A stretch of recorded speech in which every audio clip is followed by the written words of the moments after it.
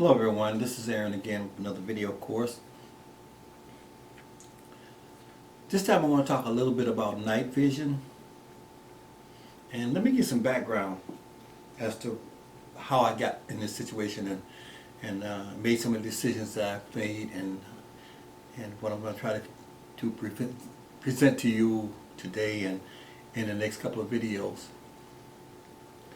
Ken and I this summer found 3 different permissions. The first one we did some videos on, we got actually 4 permissions. One with the chipmunks, and another one with the pigeons and the sparrow and the starling problem. We picked up on 2 other videos, two other permissions where they have a pigeon problem, and another one where they have a pigeon and a rat problem. We didn't have a chance to go to those because it was late fall, early winter when we finally found those. So we're planning on hitting those up big this summer and doing videos on that. But we did get a chance last year to go pesting in the evening, at night I should say, at the farm with the pigeon problem. And when we went there, we were basically using the equipment that I talked about in my first night vision videos. And if any of you guys saw those, you know that in that I talked about a camera that I got on eBay for $70. That was a Best Techer was the name of the camera, and it had built-in night vision as part of its setup. And I had made it exclusively night vision just for that purpose. The nice thing about that though is that it works well. You'll see in the video that I actually shot with it at night, and it worked really well. But the thing is, it works well from a position where you are in a stable position on a platform like a table or a bench rest or something like that, maybe shooting rats or something.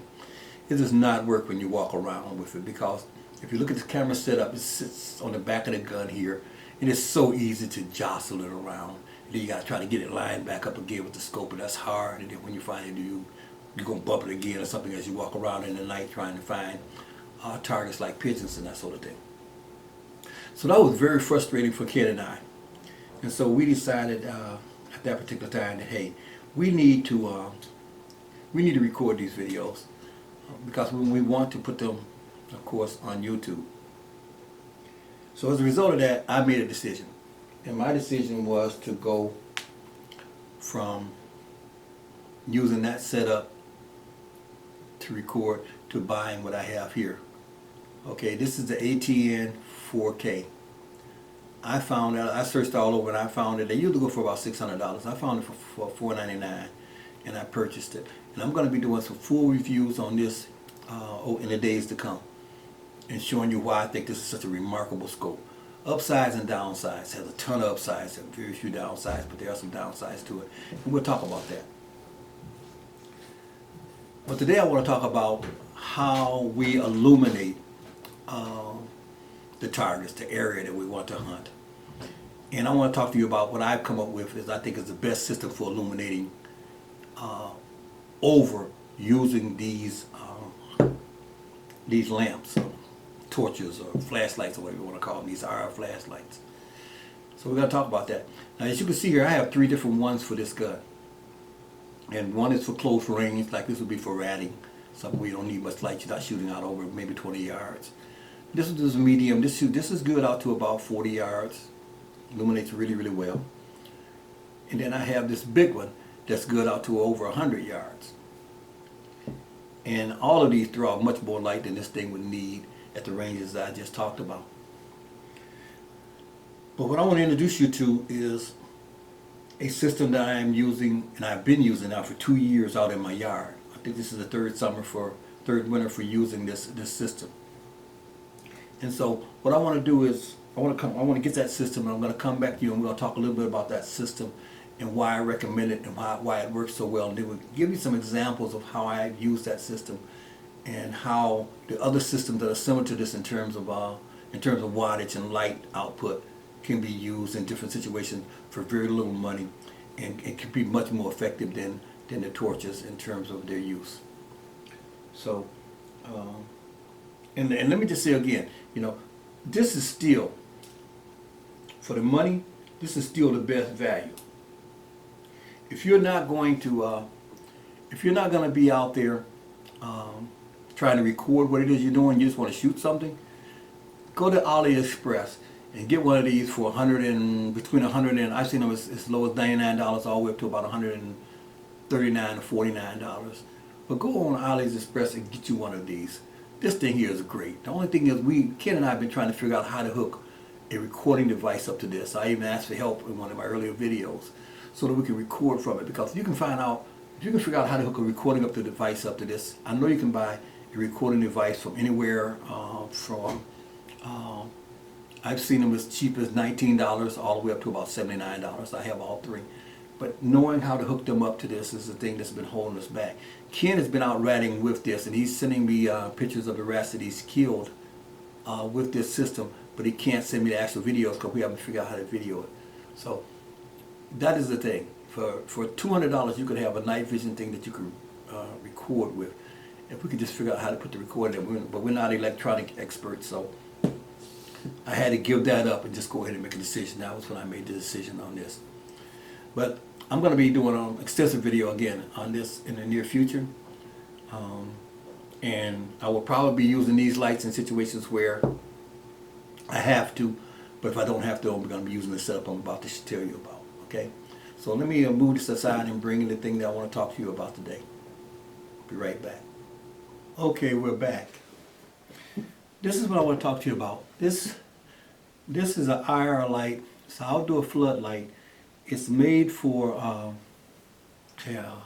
light yards and stuff, infrared, for night vision on security cameras.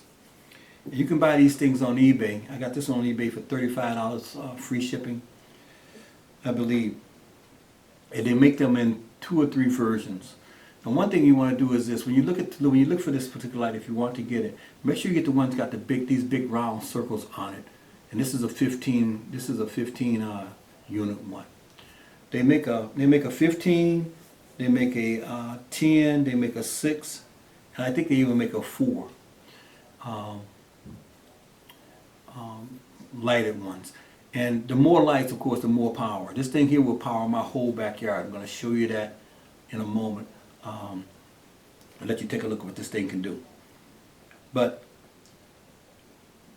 what you want to do is this: when you buy this thing, do not buy the one that plugs into the wall 120 volts or whatever.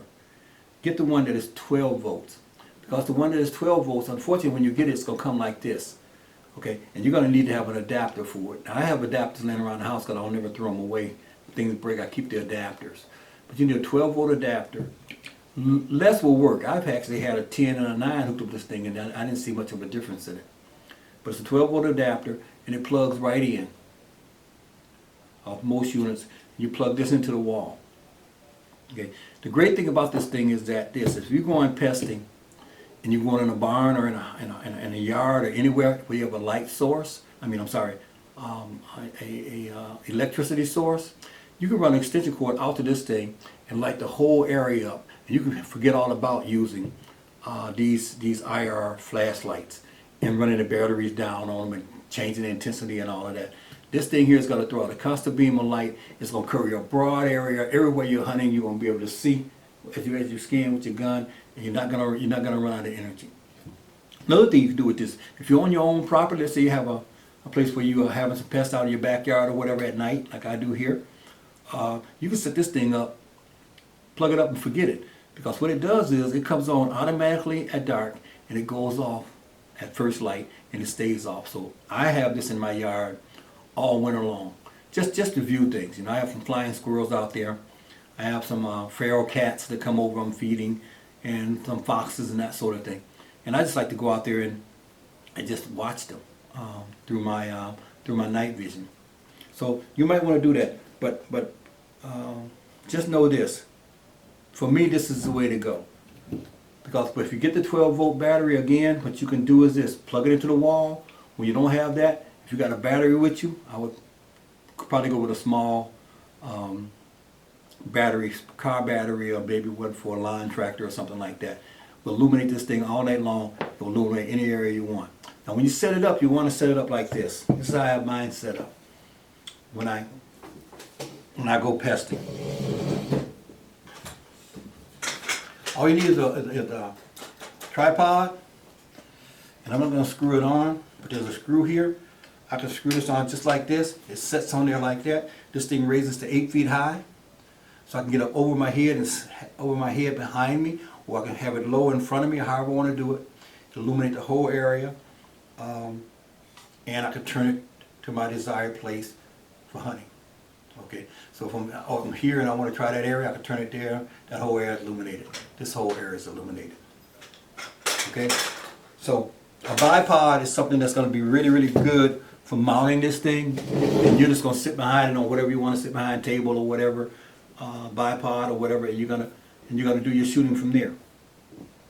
Now, what I want to do is I want to go outside and show you what this thing can do. Okay, at 15. Again, I'm going to be buying the 10 and the 6 because when Ken and I, we have a couple places, as I said, we can go pesting this summer for rats, and I don't think it's going to be very big. Maybe 20 by 20 or something like that, the room we're going to be in, the rooms or whatever. So we're not going to be shooting that far, so this is going to be much too much light. I mean, this thing throws out just way too much for being indoors. So I'm going to go probably with the 6 power and make sure again that I go with the 12 volts so that I can plug it into a source or have the battery. So I just wanted to show you this, talk about a little bit about it. Let me take you outside now in my backyard where I already have one of these hooked up, and we'll take a look around and I'll tell you a little bit more about it there, and then we'll come back for a close. All right, let's do that. Okay, this is the light I'm talking about. That's the little square right there where the light is, and right here that's where the light is bouncing off of a bar.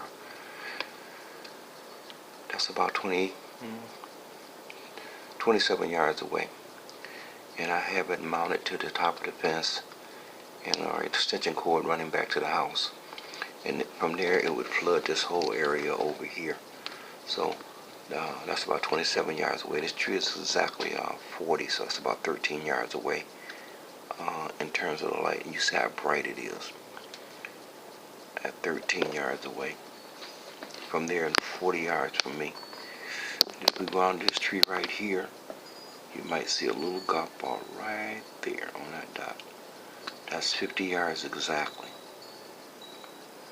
Okay, and if you go over from there to this tree here, that's about 55 yards. And I'm going to take you over to the furthest target that I have up. If you would follow that reticle, I can't get the gun to turn anymore. If you go to the end of that reticle on the left, you'll see a little round circle there. That's a golf ball. And that's exactly 60 yards away. So, as you can see, this thing here floods really, really well. With the, again, this is a 15 RR light. Now you can get the same light in, I've seen it in 10, I've seen it in 8, and I've seen it in 6, and I've seen it in 4. And I think 15, as you can see here, would be way too bright. Because it would be way too bright for indoors. But if you have a field or something, you can set this out there and that would be great. So you can get the lighting in accordance to it. But again, put that thing up, plug it in. If you have an area you're hunting in a barn or whatever, plug that thing in and forget all about RR lights. Just go to work. Okay, as I say, there it is. As you can see, this thing is quite powerful. It lights up that whole area.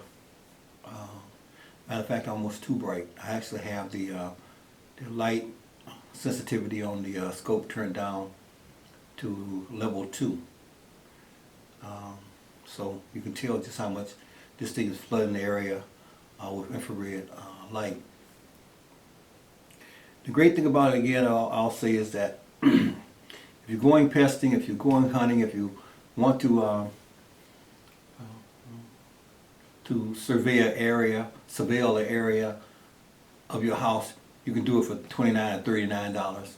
These things also work really, really well if you have a motion surveillance camera on the front of your house, as I do. This thing comes on at night, illuminates the whole area, doesn't throw out any light, and at the same time, if someone does come up on your on your property or anything, or even if animals go by, and it triggers that, you can see them. It's in black and white, but you can see them just as clear as anything. So let me just close this down by saying that I think this is a good way to go. These are nice, but they cover a small area. The batteries tend to run down kind of fast on them. This thing here is all night long if you want to use it. Let me just close this by talking about some other things over here. One other thing about what I'm going to be doing in the future. In the future, I'm going to be talking about this thing here quite a bit. This, to me, is amazing. As I said, I got this for $500, and to me it's worth every penny because it's going to allow us to do the pesting that we want to do and bring the videos to you that we want to bring to you. But beyond that, I'm going to say 3 things about this scope that are amazing, and there are other things too. One shot zero. You aim at your target, you shoot one time. If it's on the paper, your zero is going to be easy because you're going to hit 0 reticle. You're going to get 2 X's in there, and then you're going to hold one on your target, you'll move the other one to where the pellet hits. You will hit save, your 0. Second thing that's crazy I love about this gun is if I got on 3 magnification and I zoom it all the way out to 40 magnification, the 0 remains the same at whatever distance you're shooting. Any other gun, you got to start working with mil dots now. That's amazing that throughout the whole zoom range, the X stays, the 0 stays. The last thing that's really, really great about this is that once you get it set for 30 yards, you can tell this thing what you're shooting after you put in all the ballistic coefficients and all this stuff in there about the distance between the barrel and the reticle and all these other things, feed all that information in your pellet weight, pellet speed, and all those things. This thing will calculate the drop of the pellet based on the information. So that once you zero it at 30, you can tell I'm shooting 100 yards. And this gun will make all the adjustments for that 100 yards. And if you know the wind, this thing has a built-in north, south, east, west. So if you say you got a west wind out of the east, west wind of 30 miles an hour, it knows where west is. It'll calculate that and put that into the ballistics calculations for the shot. I don't know if all that works that great. I know I've seen other people do it with bigger guns shooting long distance powder burners. But to me, that is worth the price of admission. And now that's a day-night system. So in the future, we're going to be testing those things out, seeing how close they actually are, or how close we can get to those things actually performing. So until my next video, when we talk a little bit more about the ATN and its features and what it can do, I want to thank all of you guys who tune into my channel, those of you who make comments, and especially those of you who have subscribed to my channel. So let's just keep it safe, and I'll be seeing you soon. Thank you.